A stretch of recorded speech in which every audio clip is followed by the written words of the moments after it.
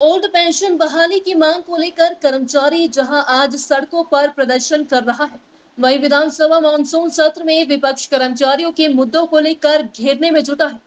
प्रश्नकाल शुरू होते ही विपक्ष की ओर से विधायक आशा कुमारी ने नियम 67 के तहत स्थगत प्रस्ताव लाकर कर्मचारियों के मुद्दे पर चर्चा की मांग की, लेकिन विधानसभा अध्यक्ष ने चर्चा की व्यवस्था न देने पर विपक्ष में सदन में हंगामा शुरू कर दिया और बेल में आकर नारेबाजी करने लगे। वहीं विधानसभा अध्यक्ष द्वारा शोर शराबे के बीच में ही प्रश्नकाल शुरू कर दिया गया।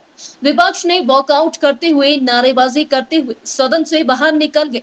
कांग्रेस विधायक आशा कुमारी ने कहा, आज शिमला की सड़कों पर हजारों कर्मचारी उतरे हैं। कर्मचारी ओल्ड पेंशन बहाली की मांग कर रहे हैं।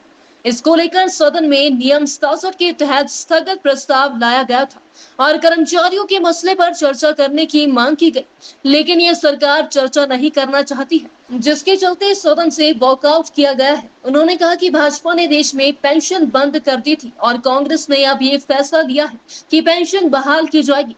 राजस्थान और छत्तीसगढ़ में पेंशन बहाल की गई है और हिमाचल में सत्ता वापसी के बाद यहाँ पेंशन बहाल की जाएगी। देखिए, हमने स्थगन प्रस्ताव लाया था 67 के तहत, और स्थगन प्रस्ताव ये होता है जब एकाएक कोई परिस्थितियां खड़ी हो जाती हैं तो 67 लाने की परमिशन होती है विधानसभा के अंदर।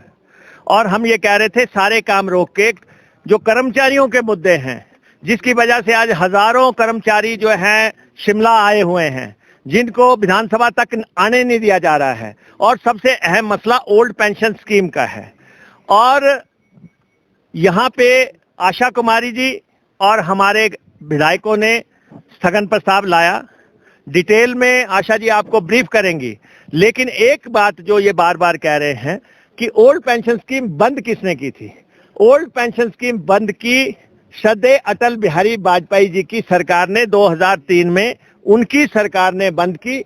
उन्होंने राज्य सरकारों को विवश किया कि बंद करो। और अब जब सब कर्मचारी जो हैं सड़कों पे आ गए हैं, कर्मचारियों का गुजारा नहीं हो रहा है, और वो ये बात जो है पॉलिटिकल पार्टीज के पास भी लेके आए, सरकारों के पास भी लेके आए हैं, तो कांग्रेस ने ऐलान कर दिया है कि वो ओल्ड पेंशन स्कीम देंगे। सदन के अंदर भी कह दिया है, सदन के बाहर भी कह दिया है। एक बात और हमारी लीडरशिप जो है, जो दिल्ली से आई थी, वो भी कह गए हैं। ये कहते हैं पैसा कहां से आएगा? पैसे का बंदोबस्त जो 90 दिन के बाद सरकार आ रही है उसने करना है। इनको विश्वास दिला देते हैं, इसके लिए कोई दिल्ली मांगने नहीं जाएंगे। हिमाचल अपने रिसोर्सेज से कर्मचारियों को पेंशन देगा। बाकी आशा जी आपको स्थगन प्रस्ताव दिया था। मेरे साथ और भी विधायक ठाकुर रामलाल जी, अन्य विधायकों ने भी ये प्रस्ताव दिया था। और स्थगन प्रस्ताव जो होता है उन नियमों के अनुसार जब स्थगन प्रस्ताव आता है तो ये काम रोको प्रस्ताव होता है, यानी कि सारे काम रोक करके इस पे चर्चा की जाए।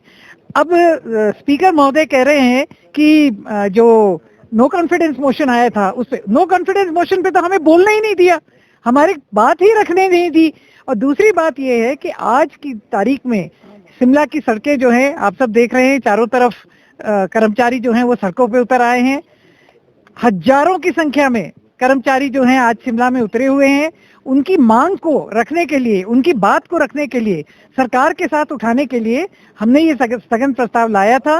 और जैसा मुकेश अग्निहोत्री जी ने कहा, ये मिसलीड करने का बीजेपी का एक प्रयास रहता है कि किसने जो है एनपीएस लाया। एनपीएस जो है माननीय उस समय के प्रधानमंत्री अटल बिहारी वाजपेयी जी के समय हुआ, और उन्होंने प्रदेश की सरकारों को बाध्य किया कि आपको ये एनपीएस लागू करना होगा वरना आपकी ग्रांट्स बंद हो जाएंगी। तो ऐसी परिस्थिति में सभी, पूरे देश की जितनी सरकारें थी, सबने ये माना और ये लागू हुआ। मगर परिस्थितियां बदलती हैं।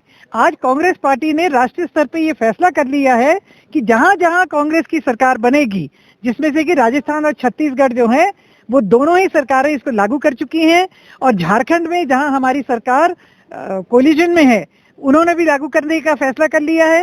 हिमाचल प्रदेश में जैसे ही कांग्रेस की सरकार बनेगी 10 दिन के अंदर ओपीएस को लागू करने का हमारा जो पक्का दृढ़ निश्चय है, हम पूरा करके दिखाएंगे।